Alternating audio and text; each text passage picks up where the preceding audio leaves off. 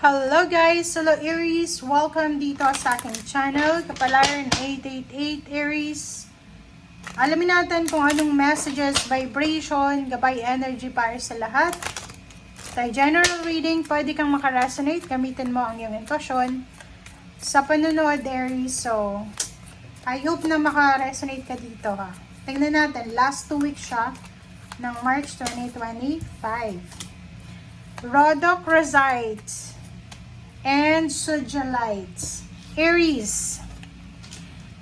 By the way, my Venus retrograde from March 1 until April 15 or 14. So, kailangan natin na hanapin yun. Sa sign nyo yun, Aries.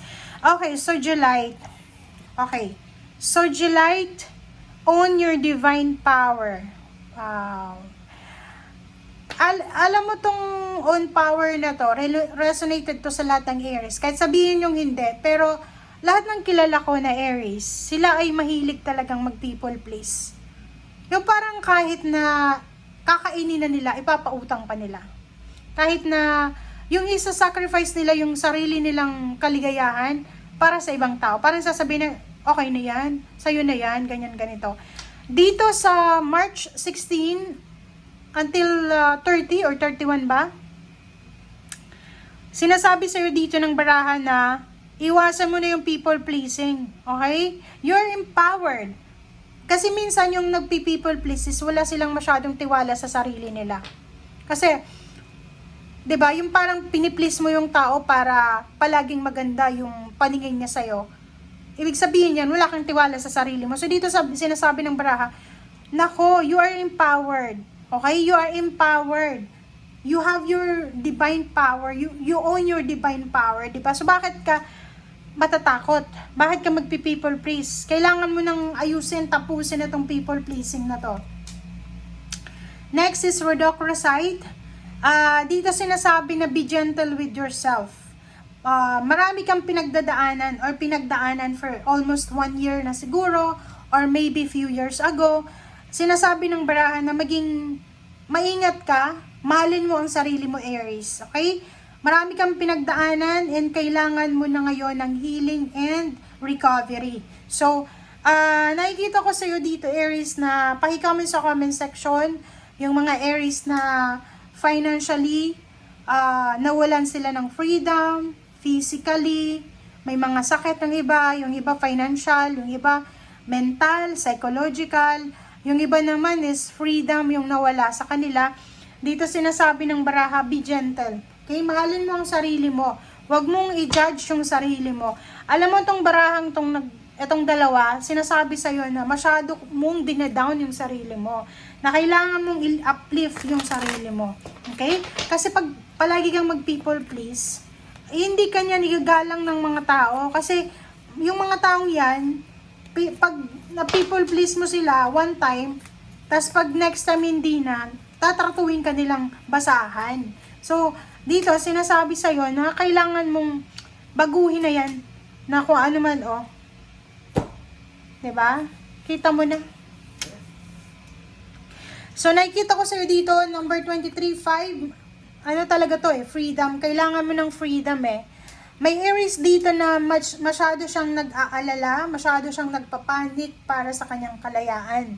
Pwedeng literal, nasa jail siya, or nasa kontrata na hindi maganda, yung parang pwedeng OFW ka, wala kang day off, yung parang nasa bahay ka lang, na hindi ka makalabas, all tied up, walang pera, walang relasyon, walang pag-asa, yun yung pakiramdam mo lang yan.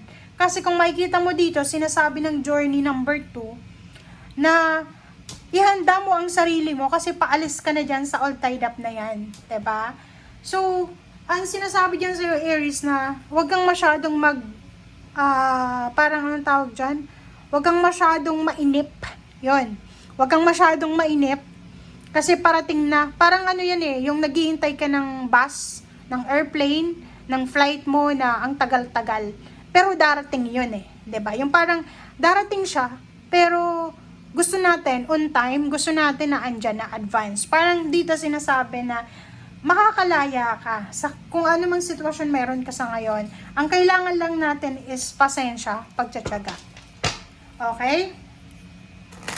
Kasi may travel eh. Parang sinasabi na ihanda mo yung sarili mo para sa paparating na travel, ihanda mo ang sarili mo para sa paparating na development, progress, or anything na paparating.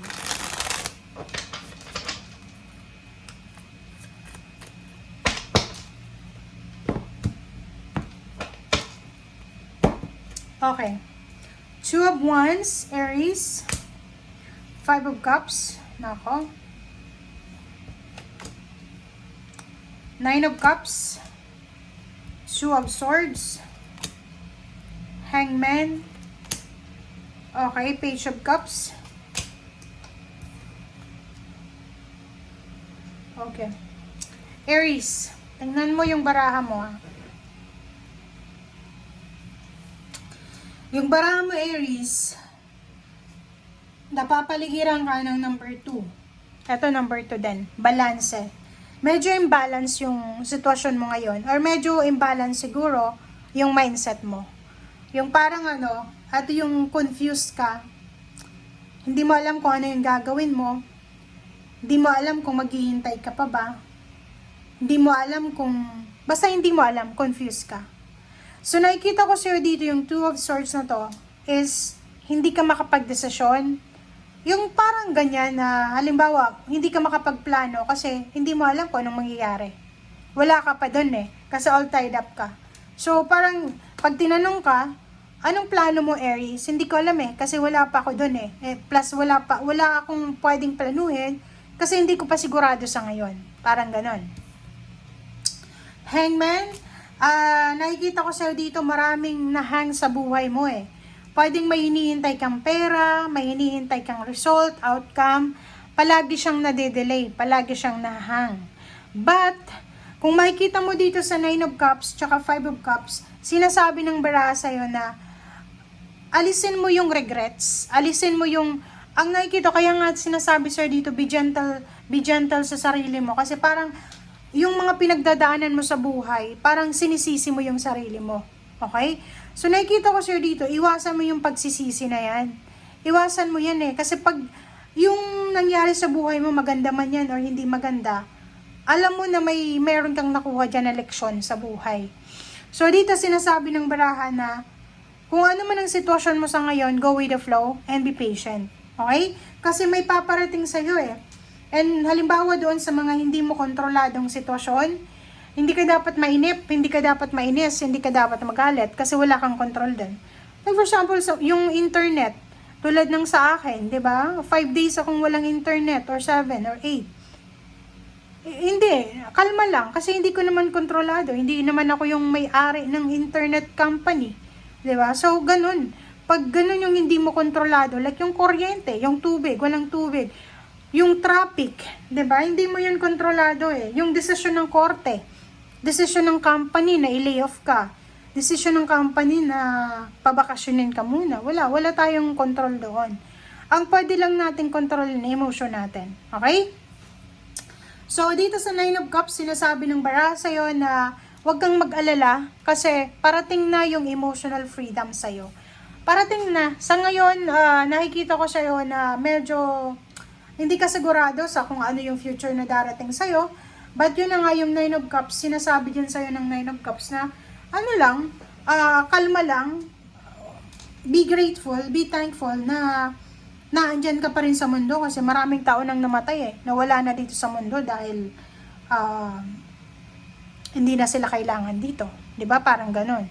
So, dito sa Page of Cups, Strength and Impress, sinasabi ng baraha sa'yo dito na huwag kang mag-alala kasi maybe few days from now, may good news kang matatanggap from your family, from someone na pwedeng magdala sa'yo ng motivation, determination, new hope, pag-asa, and strength, 'di ba? Lakas loob. So, ang gagawin mo lang sa last 2 weeks na to is waiting lang tayo, waiting lang. Kahit sabihin mo, nako, 1 year na akong nag-wait, wala pa rin ako. Pag hindi natin kontrolado, doon lang tayo sa kalma. Kalmain natin ang sarili natin. Kasi itong The Empress na to, sinasabi na meron ka sa sarili mo na kakayahan. Okay? May kakayahan ka na baguhin lahat. May kakayahan ka na magsimula ulit. May kakayahan ka na tapusin yung mga bagay-bagay na hindi mo na gusto. So, hindi ka dapat nag-aalala. Hindi mo dapat sinisisi yung sarili mo. Basta grateful ka lang na nandito ka sa mundo ngayon na yung sufferings kasi guys, ano yan parte yan ng buhay. 'Di ba yung mga patay na wala nang suffering sila, 'di ba? So, ngayon, buhay pa tayo, may kailangan nating magpasalamat sa Panginoon. Nasa ano yan destiny natin na talagang walang tao dito sa mundo na hindi nagsasuffer. Kahit yung milyon-milyon pera nila, maraming sufferings yan 'di ba? Mapera man sila, yung iba broken family, yung iba yung lalaki, may asawang iba, parang ganun. So, walang perfect na buhay dito sa mundo. Okay? Thank you guys. Bye!